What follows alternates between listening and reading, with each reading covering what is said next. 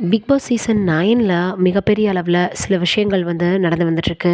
இதில் பார்த்தோன்னா, சுபிக்ஷா அவர்கள் 92 நாட்கள் இருந்துட்டு வெளியேறினாங்க. அவங்க சில விஷயங்கள இப்போ சொல்லியிருக்காங்க. பொதுவாகவே பார்வதி, கமருதீன் இவர்களை பற்றி கேட்டிருக்காங்க. அதையும் தாண்டி உங்களுக்கு அங்கே எப்படி இருந்தது அப்படின்ற மாதிரி நிறைய விஷயங்கள் கேள்வி கேட்கப்படும் இல்லையா? அதற்கெல்லாம் இப்போ பதில் சொல்லியிருக்காங்க.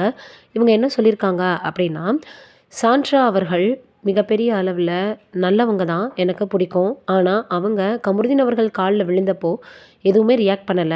அதற்கு முன்னாடி விஜய் சேதுபதி அவர்கள் கேட்டப்போ, நான் அத மறந்துட்டேன். இப்ப எனக்கு அத பத்தி எந்த விதமான ஒரு ஃபீலிங்கும் இல்லன்னு சொன்னவங்க, கமருதீன் விழுந்தப்ப ஏன் அவர்கிட்ட சகஜமா பேசல? ஒண்ணு ஒரு முடிவு எடுத்தா கரெக்ட்டா இருக்கணும்.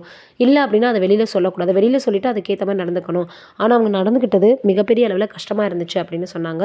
அதேபோல அரோரா ரொம்ப ஒரு நல்ல ஃப்ரெண்டு. எப்பவுமே நான் அவங்க கூட டச்‌லயே இருப்பேன். பார்வதி அவர்கள் செஞ்சது தப்பு தான். ஆனா, சாண்ட்ரா அவர்களும் அந்த நேரத்தில இந்த மாதிரி சொல்றது ஒண்ணு, செய்றது ஒண்ணா இருந்தது அப்படின்னு இப்ப சுபிக்ஷா அவர்கள் சொல்லியிருக்காங்க. அதற்கப்புறமாக என்ன நம்பி இவ்வளவு பெரிய பார்த்தோன்னா, டிக்கெட் டு ஃபினாலே வரைக்கும் கொண்டு வந்த எனக்கு ஓட்டு போட்ட மக்களுக்கு ரொம்பவே நன்றி அப்படின்னு சொல்லியிருக்காங்க. இதையும் தாண்டி இவங்க டிக்கெட் டு ஃபினாலே வந்தது எனக்கு மிகப்பெரிய அளவுல ஒரு ஆச்சரியமா இருந்தது அப்படின்னும் சொல்லியிருந்தாங்க. உண்மையிலேயே எனக்கு பிபி வீட்டுக்குள்ள வரும்பொழுது, நான் இவ்வளவு நாள் இருப்பேன் நானே எக்ஸ்பெக்ட் பண்ணல அப்படின்னு சுபிக்ஷா அவர்கள் சொல்லியிருக்கக்கூடிய அந்த ஒரு விஷயம் சமூக வலைதளங்கள்ல வைரலாகி வருது. அதையும் தாண்டி பாரு மற்றும் கமருதீன் இருவருமே வெளியேற்றப்பட்டதை தொடர்ந்து எல்லோருமே நிறைய விஷயங்கள் பேசி வந்தாலும், சிலர் என்ன சொல்றாங்க அப்படின்னு பார்க்கும் பொழுது, இந்த மாதிரியெல்லாம் அவங்க நடந்துக்கிட்டது தவறு அப்படின்னாலும், உடனே அவங்களுக்கு ரெட் கார்டு குடுத்துருக்கணும்னு அவசியம் இல்லன்னு சொல்றாங்க. சிலர் இந்த மாரி நடந்துக்கிட்டவங்களுக்கு இதுதான் சரியான தண்டனை அப்படின்னும் சொல்லி வராங்க. எது எப்படி இருந்தாலும் சாண்ட்ராவும் கொஞ்சம் ஓவரா தான் பண்றாங்களோ அப்படின்னு எல்லாரும் சொல்லி வராங்க.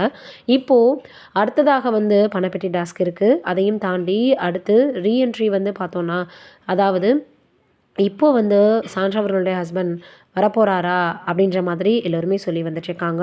அடுத்து வந்தா இன்னும் என்னென்ன நடக்க போகுது அப்படின்றது தெரியல. சாண்ட்ரா அவர்கள் இப்போ அடுத்த ஒருத்தவங்களையும் கார்னர் பண்ணி வந்துட்டுருக்காங்கன்னும் சொல்லி வராங்க.